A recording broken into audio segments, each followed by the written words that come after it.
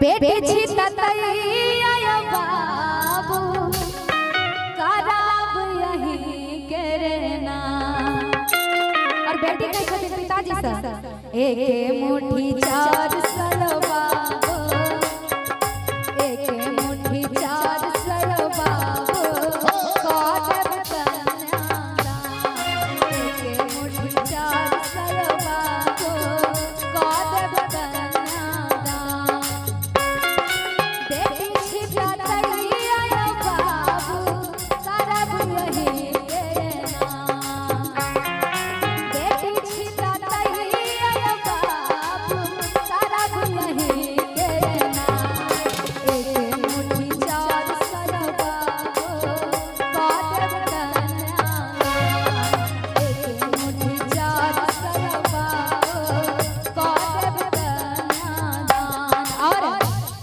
बेटी कहते पिताजी से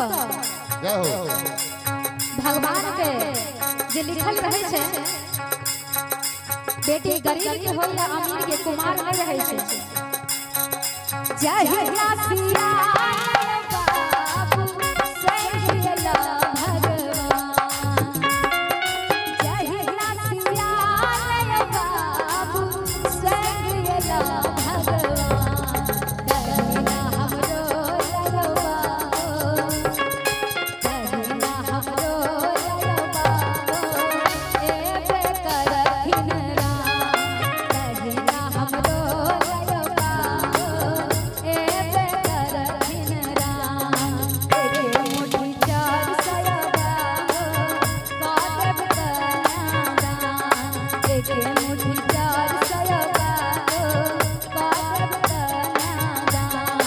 के